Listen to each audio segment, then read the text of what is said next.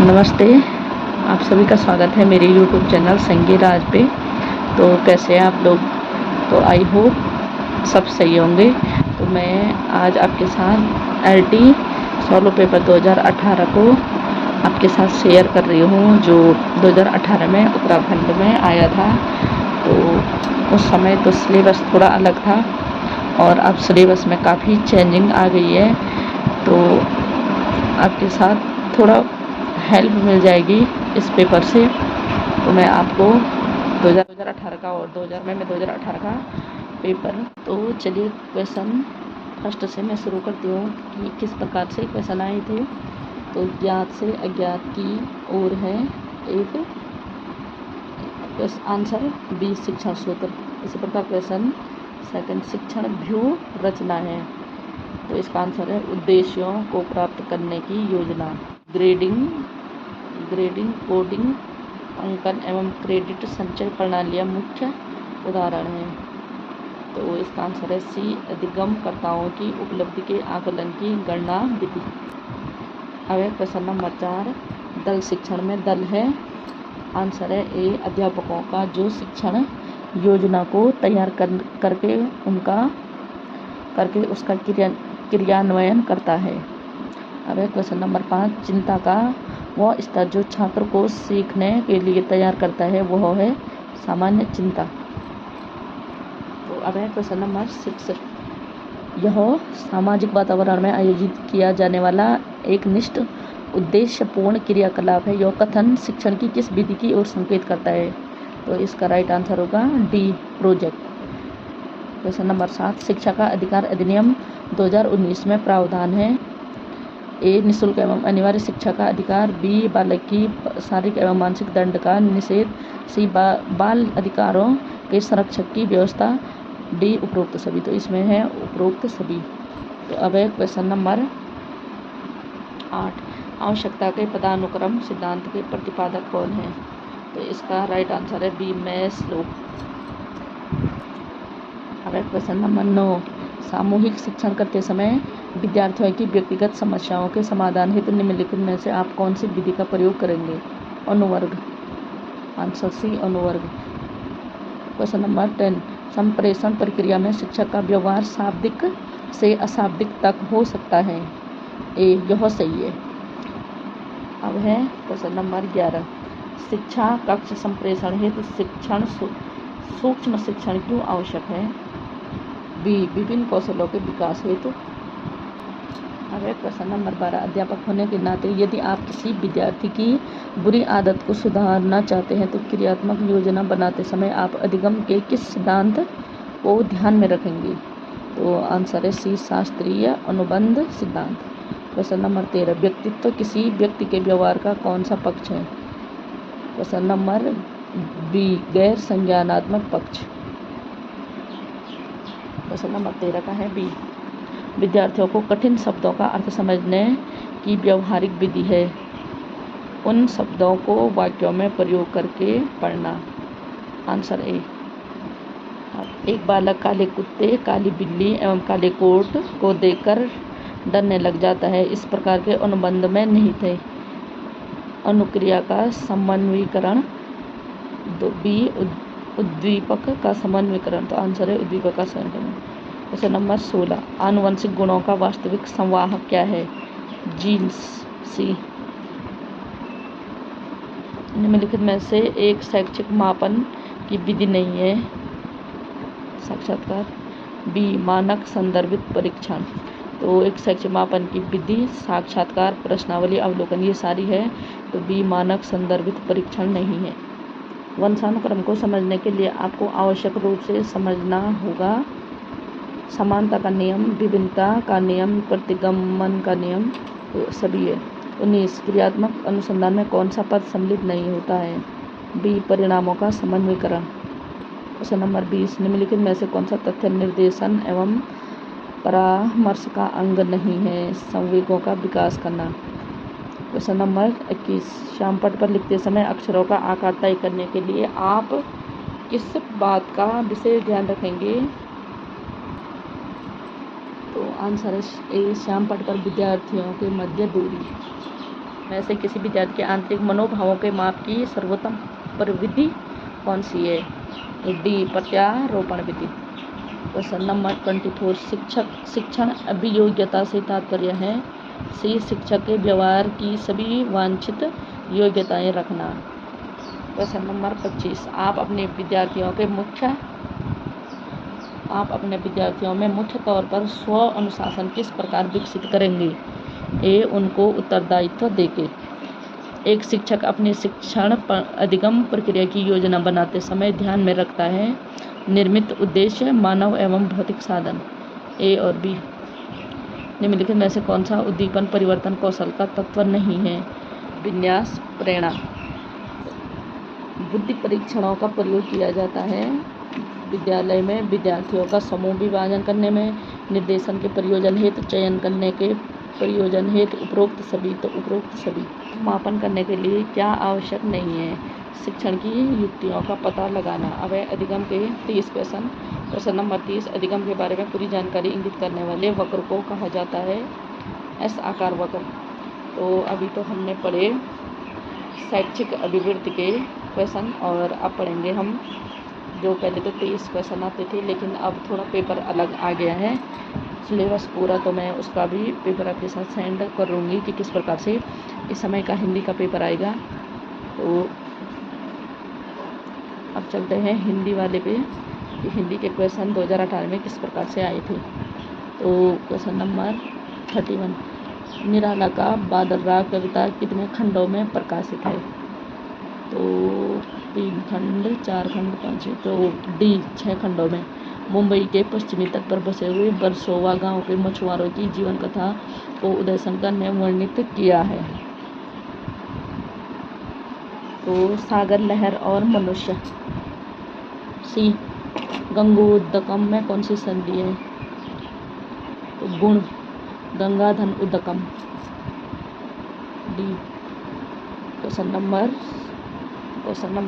34 जिस मूल शब्द से क्रिया बनती है उसे कहते हैं धातु। तो अब है क्वेश्चन नंबर 35 तुम चंदन हम पानी निबंध के लेखक कौन है?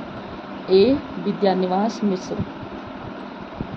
36 मुक्त बोध की कविता ब्रह्म राक्षस उनके किस काव्य संग्रह में संकलित है? तो मुक्ति बोध की कविता ब्रह्म राक्षस है। बी चांद का मुंह टेढ़ा है। 37 वाक्य में प्रयुक्त होने पर जिन शब्दों का रूप परिवर्तित नहीं होता उन्हें कहते हैं अविकारी। 38 भारतीय संविधान निम्नलिखित अनुच्छेदों में राजभाषा का प्रावधान किसमें है? तो अनुच्छेद 343, 300 यहाँ पे थोड़ा गलत हो रखा है, 343, 351 होना था लेकिन 355 हो रखा है, चल कोई याद नहीं, 351। क्वेश्चन नंबर 39 कोमल किस लय के आंचल में नन्ही कलिका ज्यों चिपटी सी यह कामायनी के किस सर्ग से लिया गया है? ए लज्जा। पर्वत विपत्तिका। अब है क्वेश्चन नंबर 41 चंद्रकांता उपन्यास के लेखक है? तो आंसर है सी देवकी नंदन खत्री। अब है क्वेश्चन नंबर 42 19वीं सदी के भारतीय नवजागरण का जनक किसे कहा जाता है? तो इसका है आंसर डी राजा राम मोहन राय। अब क्वेश्चन नंबर 43 हिंदी साहित्य के किसी युग को स्वर्ण युग कहा जाता है? तो क्वेश्चन नंबर बी भक्तिकाल को। अब है क्वेश्चन नंबर 44 पद के साथ ही संस्मरण है? तो सी है महादेवी वर्मा। 45 जात्या ब्राह्मण में कौन सा सूत्र प्रयुक्त हुआ है? सी। अब है प्रश्न नंबर 46 मधु कांकरिया द्वारा लिखित यात्रा वृत्तांत है? ए साना साना हाथ जोड़ी। निम्नलिखित में से किसको मनोविश्लेषणवादी कहानी लेखक नहीं माना गया है? तो डी जयशंकर प्रसाद। पल पल में अलंकार है? बी पुनरुक्ति, मतलब पल पल बार बार आ रहे। 49 जूझ उपन्यास की शैली में लिखा गया है? ए आत्म कथात्मक। 50 क्वेश्चन नंबर 50 वह शब्द अन्वेषण का पर्यायवाची नहीं है? सी ग्वाच। गवाक्ष। क्वेश्चन नंबर 51, कर्तुम शब्द कौन सा प्रत्यय है? कर्तुम, तुमन प्रत्यय, डी। 52, निर्मला उपन्यास में प्रेमचंद्र ने समाज की किस समस्या को उठाया है? तो निर्मला उपन्यास में प्रेमचंद्र ने अनमोल विवाह को। 53, छंद सूत्रम की रचना करने वाले आचार्य थे? ए आचार्य पिंगल। 54, निम्नलिखित विद्यानिवास मिश्र के निबंध संग्रह में कौन सा निबंध संग्रह नहीं है? डी चिंतामणि। हमारे आराध्य संस्मरण है बनारसी दास चतुर्वेदी का। अब क्वेश्चन नंबर 56, जहाज का पंछी उपन्यास है? ए इलाचंद्र जोशी का। क्वेश्चन नंबर 57, गच्छेतम गम धातु का किस लकार का रूप है? विधिलिंग लकार, डी। 58, तद्वित प्रत्यय कहते हैं संज्ञा सर्वनाम और विशेषण शब्दों से जुड़ने वाले को। 59, तुर्की अरबी हिंदवी भाषा जे तो आहे, यह पंक्ति किस कवि की है? ए जायसी। क्वेश्चन नंबर 60, उदय शंकर भट्ट का नाटक क्रांतिकारी का प्रकाशन कब हुआ? सी वर्ष 1954 में। 61, उम्दा शब्द का अर्थ है अच्छा, बी अच्छा। 62, संघ की राजभाषा हिंदी होगी, यह भारतीय संविधान के किस अनुच्छेद में लिखा गया है? ए 343 1।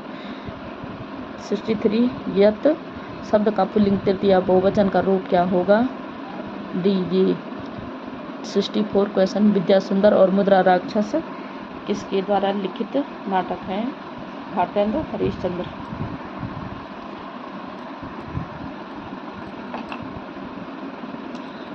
क्वेश्चन नंबर 65, इस करुणा कलित हृदय में अब विमल रागिनी बजती, यह पंक्ति किस कृति की है? आंसू, करुणा की। क्वेश्चन नंबर 66, दोपहर शब्द में कौन सा समास है? द्विगु समास, दोपहर, संख्या पूर्व द्विगु। 67, धनपत राय को प्रेमचंद्र नाम किसके द्वारा दिया गया था? आंसर है बी दया नारायण निगम द्वारा। क्वेश्चन नंबर 68, निम्नलिखित में से भृत्य का शाब्दिक अर्थ क्या है? ए सेवक। मोअंजो दड़ो का अर्थ है मुर्दों का टीला। 70, चौपाई छंद के प्रत्येक चरण में कितनी मात्राएं होती है? डी 16। 71, छात्राणाम कृष्णय पटु के योग में कौन सा सूत्र प्रयुक्त है? ए यतश्च निर्धारणम। 72, अघोष व्यंजन है क ख ग क ख च छ, अघोष, ए। 73, देव प्लस आगमन, देवागमन में कौन सी संधि है? दीर्घ। क्वेश्चन नंबर 74, कर्मेलक का पर्यायवाची शब्द है उत्तिष्ठ, बी। 75, क्वेश्चन नंबर, किस कवि को लोकनायक कहा जाता है? सी तुलसीदास। 26, कीर्त चंड कौशिक के आधार पर भारतेंद्र हरिश्चंद्र ने कौन से नाटक की रचना की है? डी सत्य हरिश्चंद्र। 77, भारवी का वास्तविक नाम क्या था? दामोदर। निम्नलिखित में से किसने अपने पुत्रों को 7 नगरों में सेवा पूजा का अधिकार देकर पुजारी बनाया? निम्बाकाचार्य ने। निम्नलिखित में से रीतिकाल के कवि हैं? बिहारी और देव। हैदर रजा द्वारा लिखित आत्मा का ताप किस गद्य शैली की लेखक है? सी आत्मकथात्मक। क्वेश्चन नंबर 81, डायरी के पन्ने के लेखक है एन फ्रैंक। 82, लिंग वचन कारक आदि के कारण रूप परिवर्तित होने वाले शब्द को कहते हैं विकारी। 83, निम्न में से दंत्य वर्ण नहीं है द प थ, तो ये सारे दंत्य है और प नहीं है क्योंकि ये ओष्ठ है। 84, निम्न में से कौन सा शब्द संकर प्रकृति का है? बम वर्षा। प्रतिमा नाटकम में कितने अंक हैं? 7। प्रेमचंद्र का जन्म स्थान है लम्ही। क्वेश्चन नंबर 87, मधुघट ले जब करती नर्तन, मेरे नुपुर के छग छनन में लय होता जग का क्रंदन, यह किस कविता की पंक्ति है? मधुबाला। 88 संशय की एक रात कीर्ति के रचनाकार कौन है? नरेश मेहता। 89 की कोकिल के नाम से प्रसिद्ध कवि है विद्यापति। क्वेश्चन नंबर 90 पंत जी की पहली कविता का नाम है डी गिरजे का घंटा। अब क्वेश्चन नंबर 91 हुसुंडिम शब्द का अर्थ है बंदूक। 92 जिन शब्दों में मात्राओं की संख्या और क्रम आदि का नियम होता है उन्हें कहते हैं मात्रिक छंद। 93 इतवारी पत्रिका का संपादन किया ओम आनवी ने। क्वेश्चन नंबर 93 का बी। अब क्वेश्चन नंबर 94 न मुख है न मस्तक है न रूप है ऐसे ब्रह्म के कल्पनाकार हैं सी कबीरदास। निर्गुण की उपासना की थी ना कबीरदास जी ने। तो 95 राम की शक्ति पूजा कविता किस काव्य में संकलित है? अनामिका। ए 96 निम्नलिखित में से गीति नाट्य है? ए उत्तर प्रियदर्शी। 97 व्यंजन संधि को संस्कृत में यह भी कहते हैं हल संधि। 98 द्विवेदी युग में कौन सा महाकाव्य लिखा गया था? प्रिय प्रवास। राजभाषा 99 राजभाषा की दृष्टि से भारत के राज्य कितने वर्गों में विभक्त है? सी 3। क्वेश्चन नंबर 100 राहुल साकृत्यायन ने आदिकाल को किस नाम से अभिहित किया है? तो सिद्ध सामंत काल। तो ये है 2018 का एलटी का पेपर। तो जिन लोगों ने 2018 का पेपर दिया होगा तो वो उनको तो पता ही होगा किस प्रकार का पेपर है, लेकिन जिन लोगों ने नहीं दिया वो एक बार देख लें और हो सकता है कुछ क्वेश्चन इसमें से हेल्पफुल हो जाए। तो मैं आशा करती हूँ आपको मेरी वीडियो पसंद आई होगी। अगर वीडियो पसंद आई होगी तो उसको शेयर करें और लाइक सब्सक्राइब करें। जय उत्तराखंड।